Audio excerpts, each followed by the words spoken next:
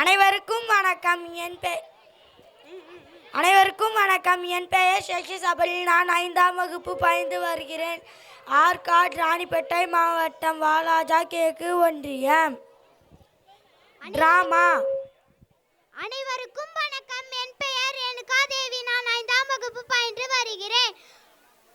என் பள்ளியின் பெயர் எம் துரைசாமி செட்டியார் நிதி உதவி தொடக்க பள்ளி, ஆற்காடு, ராணிப்பேட்டை மாவட்டம், வாலாஜா கிழக்கு ஒன்றியம்.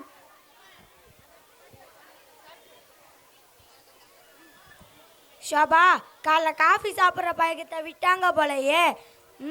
டீ வேற சுண்டுது, போண்டா வேற ஆறுது, அதில் ஈ வேற விற்குது. கடைக்கு ஒரு பயிலும் வர மாட்டேன்றானே. வாங்க. அண்ணே, நீங்க உண்மையிலே நல்லவண்ணே. கடைக்கு வரவங்களை ஒரு அன்பா ஆதரவா வாங்க வாங்கன்னு கூப்பிட்டு வியாபாரம் பண்ணினீங்களே, நீங்க பெரிய பிசினஸ் மேக்னட்னே. உங்க அன்புக்கு நான் அடிமனே. அடிமையாவது ஆட்டுக்குட்டி ஆகுது. என் கடைக்கு டீ பலகாரம் வாங்குறவங்கள வாங்க வாங்கன்றேன், இல்லாட்டி பொங்க பொங்கன்ற அர்த்தத்தில் வாங்க வாங்கன்னு கூப்பிட்டேன். ஓ, அந்த வாங்க வாங்குவா? நான் என்ன பாசத்தோட கூப்பிட்டீங்களோ நினைச்சிட்டேன். ஆமா, நீ வெளியூரா? எப்படி கண்டுபிடிச்சீங்க? உங்க அறிவு ரொம்ப கூர்மையா இருக்குன்னு. ஆமா, அது கூர்மையா இருக்கிறதுனால தான் எல்லாரும் குத்தின்னு போறாங்க. ஆமா, நீ என்ன விஷயமா வந்த? அது ஒண்ணு இல்லனே, எனக்கு தங்க வீடு வேணும், கிடைக்குமானே? தங்க வீடா? இந்த ஊர்ல அப்படி ஒரு வீடு இல்லையே. இவ்வளவு பெரிய ஊர்ல தங்க வீடு இல்லையா? எப்படினே? இந்த ஊர்ல ஓலை வீடு, ஓட்டு வீடு, மாடி வீடு எல்லாம் இருக்கானா? நீ கேட்குற தங்க வீடு மட்டும் இல்ல. எவ்வளவு செலவானாலும் பரவாயில்ல, நான் பாத்துக்கிறேன். நீனா அவ்வளோ பெரிய அப்பாட்டகரா? ஆளை பார்த்தா பஞ்சத்துல அடிபட்ட பச்சோந்தி மாதிரி இருக்க. அட, நான் தங்கத்துல வீடு கேட்கல, தங்கறதுக்கு வீடு கேட்டேன். நீ தானே தங்க வீடு வேணும் தங்க வீடு வேணும்னு கேட்ட. அது கேட்கும் போதே தெளிவா கேட்டுக்கூடாதாடா? சரி, நான் தெளிவாவே கேட்கறேன். எனக்கு வாடகைக்கு ஒரு வீடு வேணும். ஆமா, நீ எத்தனாவது படிச்சிருக்க? என்னென்ன படிச்சிருந்தாத வீடு வாடகைக்கு கொடுப்பீங்களா? ஆமா, நீ படிச்சிருந்தாதான் வீட்டு வாடகையை கணக்கா கொடுக்க முடியும். எனக்கு கணக்கெல்லாம் அத்துப்படினே. அப்படியா? நான் ஒரு கணக்கு கேட்கறேன், அதை நீ சரியா சொன்னா வீடு வாடகை பார்க்க போலாம். சரிண்ணா. 100 ரூபாய்க்கு பஞ்சு வாங்கி அதை 150 ரூபாய்க்கு வித்தா எனக்கு லாபமா நஷ்டமா? சரியா? இல்லண்ணா, நான் தான் சிரிச்சேன். என்னண்ணா இவ்வளவு ஈஸியா கேள்வி கேட்டா எப்படிண்ணா? எனக்கு ஈஸியோ தோசையோ, எனக்கு லாபமா நஷ்டமா? 100 ரூபாய்க்கு பஞ்சு வாங்கி அதை 150 ரூபாய்க்கு வித்தா 50 ரூபாய் லாபம்ண்ணே. உனக்கு எல்லாம் வீடு கிடையாது, போ போ.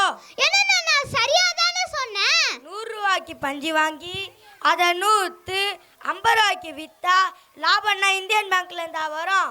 என்னண்ணா இவ்வளவு ஏடா கூடமா கேட்ட? எப்படிண்ணா? சரிண்ணா, நானே வீடு போய் பாத்துக்கிறேன். ஐய் நில்லு. என்னண்ணா? கடைக்கே வந்து வியாபாரம் பார்க்காம போனா உன்னை ஊர்ல சொல்லி உனக்கு வீடு கிடைக்காம பண்றேன். அப்பெல்லாம் வேணாண்ணா, வேணாண்ணா. அண்ணா, இந்த போண்டா எவ்வளவுண்ணா? 6 ரூபாய். என்னண்ணா 6 போண்டாவா 6 பண்றீங்க? 6 போனதுனால தான் 6 ரூபாய், இல்லைன்னா அது 10 ரூபா. அண்ணா, சொல்லி கொடுங்கண்ணா.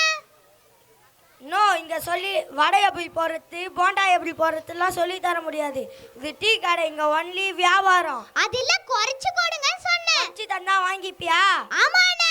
வோ வோ வோ வோ. அண்ணா, எங்கண்ணா கல்லுக்கான உங்களுக்கு வெறி பிடிச்சிச்சு போல, கல்ல எடுத்து வச்சா சரி. யாரடா கல்லெத்து அடிக்க வர? நீ தானே குறைச்சி தர சொன்னா.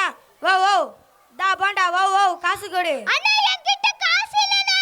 என்னது காசு இல்லையா? என்ன விடுங்கண்ணா, இந்த ஊர் பக்கமே வர மாட்டேன். என்ன விட்டுருங்கண்ணா, என்ன விட்டுருங்கண்ணா. நம்ம என்னதான் போண்டாவை குறைச்சி வித்தாலும் நம்ம கடை போண்டா வியாபாரம் ஆக மாட்டேங்குது. நம்மளே சாப்பிடுவோம். ஆறி போன போண்டா வந்தாலும் நம்ம கடை போண்டா அருமையா இருக்குப்பா. நன்றி, வணக்கம்.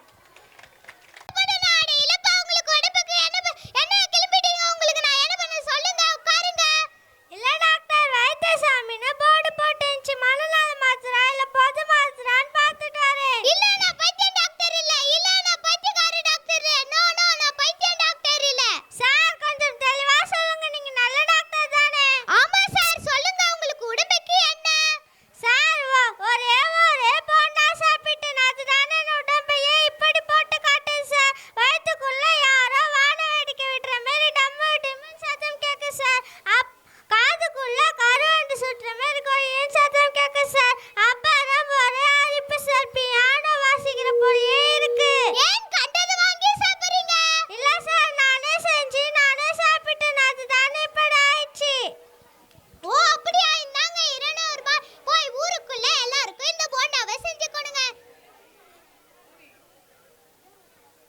இத சொல்லு. சார் அப்பா என் கதை.